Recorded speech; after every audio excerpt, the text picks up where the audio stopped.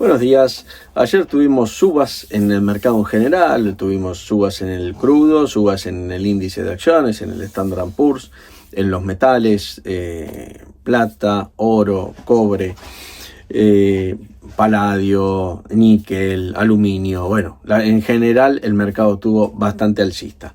Lo que se mantiene relativamente neutro e incluso bajista son los bonos, sobre todo lo que tiene que ver con la curva de 10 años y 30 años, o sea, con esa zona de la curva, mientras que la curva de corta, digamos, a 2 años, ese sector de la curva se mantiene digamos, bastante presionado a la baja, ¿no? Ahí sobre todo tenemos a la Fed trabajando. La Fed siempre trabaja sobre las tasas de corto plazo, sobre esos bonos, entonces esas tasas se mantienen bajas o relativamente bajas, y las otras lo que vemos es que esta tendencia de que los precios bajan, por ende suben las tasas de 10 años y de 30 años, la vemos persistente y creo que va a seguir pasando, ¿no?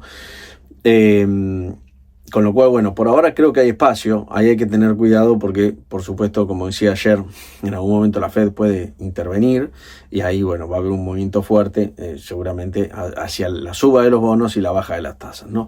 Acá siempre hay que pensarlo en tasa, entonces vamos a referirnos en términos de tasa y uno sabe que el movimiento en los futuros de los bonos y de los bonos en sí es el opuesto, ¿no? Es el inverso, digamos. Bueno, ¿qué está pasando en el mercado de acciones? Más allá de que subió, si hacemos un doble clic, nos metemos a ver, hacemos un zoom ahí, vemos que el índice del Nasdaq, QQQ y IWM, el Russell, lo que vemos es que hace un tiempo llegó a la zona de máximos en donde el Nasdaq estaba más fuerte, y ya hablábamos de un cambio de humor, creo que fue en noviembre, me parece, más que nada. Y sobre todo diciembre, bueno, estamos viendo que ahora lo que está más fuerte es el Russell y ese ratio está bajando, ¿no? Pero bueno, eso tiene que ver con que el Russell está más fuerte que el Nasdaq. Y de hecho, si miramos el gráfico de ambos activos, a mí me da la sensación, ¿no? Veo que, es algo técnico, el Russell está más fuerte, vemos ondas más claras, vemos impulsos más fuertes, más claros, señales más alcistas, digamos, en este sentido.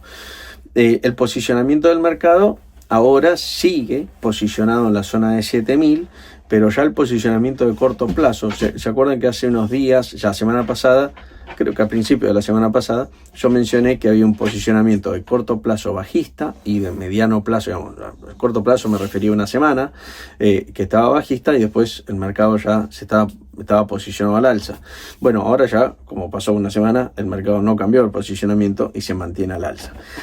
¿Qué significa eso? Que si el mercado sube, es esperable que lo que veamos es un movimiento más constante, con menos volatilidad a la suba. Mientras que si baja, dependiendo del nivel y dependiendo del día, pero en principio tendría que bajar un 2-3%, podemos ver más volatilidad a la baja. Pero por el momento habrá que ver qué pasa, pero a la suba no debiéramos tener mayor volatilidad. Eso es lo que uno puede inferir.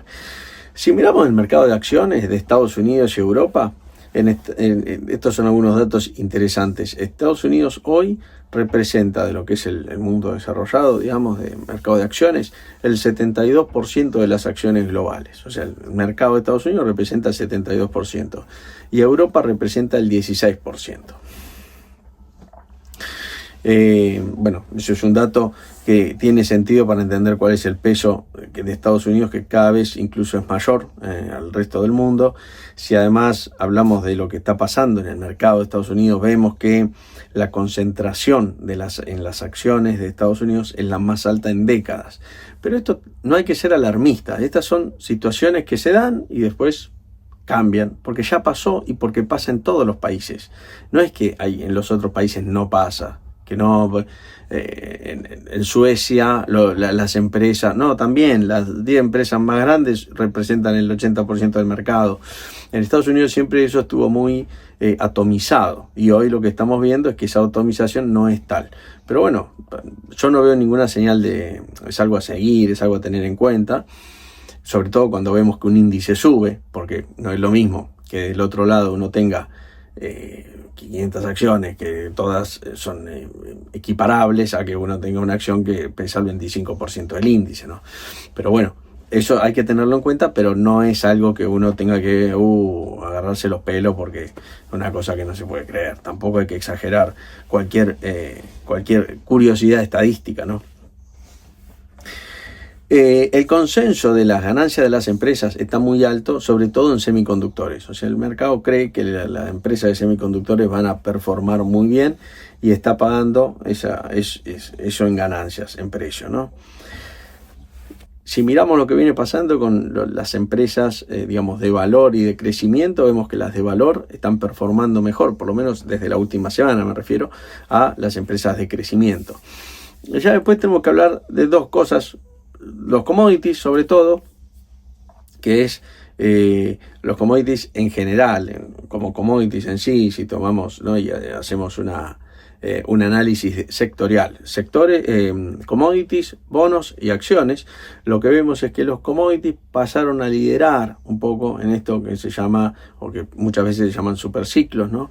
Que tiene que ver con qué sector performa mejor. Y lo que estamos viendo es que los commodities empezaron a performar mejor.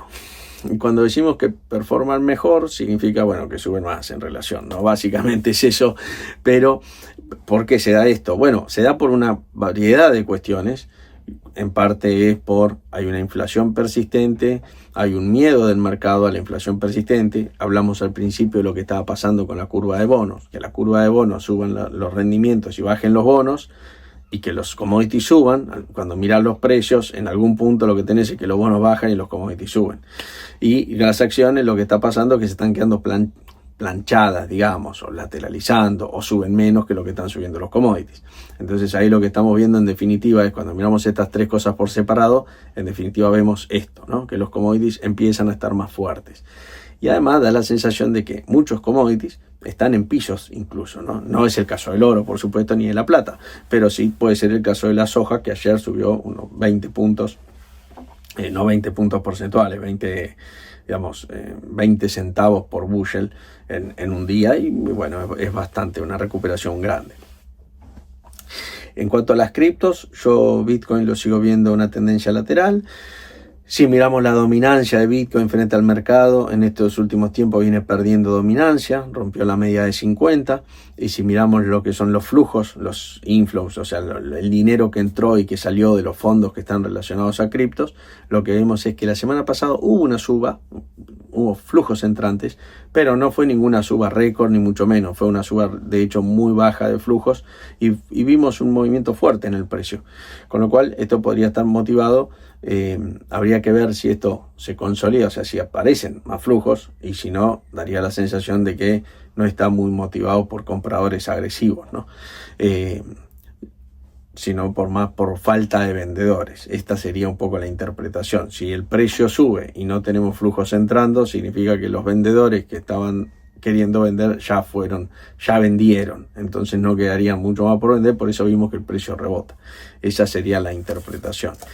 Y un dato de color que ayer no mencioné, porque todo el mundo ahora está hablando, bueno, por supuesto, estas cosas pasan, no son tendencias. Entonces ahora todos los análisis van por Venezuela y demás.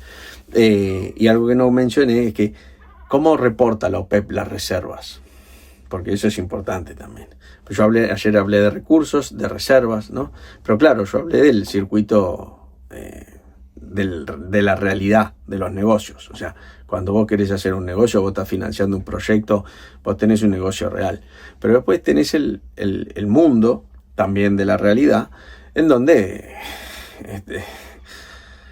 cada uno hace lo que le parece. Entonces, ¿y cómo funcionan las cosas realmente? Mira, la OPEP informa las reservas de los países, pero los países autodeclaran sus reservas. O sea, no hay un control, no hay una auditoría de la OPEP, no tiene esa función la OPEP. La OPEP dice, ¿cuánto tenemos? 300.000 barriles, 3 millones de barriles, 300 millones de barriles. Ah, mira, encontré 50 millones de barriles más. Ah, bueno, no, encontró 50 millones de barriles. Nadie te pregunta por qué ni cómo. Ahora vos decís, bueno, entonces ¿qué país reporta lo que quiere? Básicamente sí. Entonces, el país que te dice, no, a mí me lo informan las diferentes empresas, me dice cada una lo que encontró, lo que tiene. Entonces, Venezuela te dice, ¿quién me lo dijo a mí? Y a mí me lo dijo PDVSA. ¿Y quién es PDVSA? O sea, Ojo, no estoy diciendo que sea todo verso, no, pero te estoy explicando cómo es que funciona eso, ¿viste? Pues no te extrañe que un día van, levantan la tapa y no hay un carajo, 300 millones de barriles. Y acá te dejo un gráfico de cómo los yacimientos se fueron descubriendo. A ver, uno puede pensar que no, otro puede decir no, pero este es un conspiranoico. No, ni tanto ni tampoco, a ver. Pero convengamos que, y acá hay que decirlo en castellano, en cristiano, en estas republiquetas se puede hacer cualquier cosa. De hecho, caso argentino, cuando cambiaron el PBI, cambiaron la inflación, o sea, podés esperar cualquier barbaridad. No estoy diciendo que los otros países sean una cosa perfecta, ¿no? En todos existe la corrupción, en todos existe cierto maquillaje, si se quiere, de número, pero lo que cambia es un poco la elegancia con la que lo hacen, ¿no? Si querés, acá te pueden haber hecho cualquier barbaridad. Y ahora que Maduro va a hablar, supuestamente, o está en eso, habrá que ver qué pasa. Pero bueno, eso es importante saberlo para entender.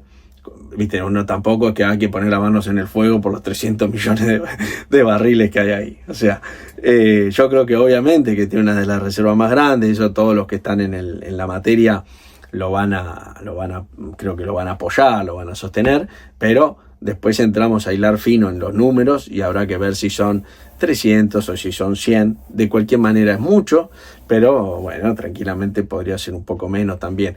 Porque en los 80 y en los 90... pasó mucho esto, de que algunos países de golpe empezaron a descubrir muchos yacimientos que dudosamente los descubrían. Es todo por hoy, nos vemos mañana. To the moon, let me play among the stars, and let me see what spring is like on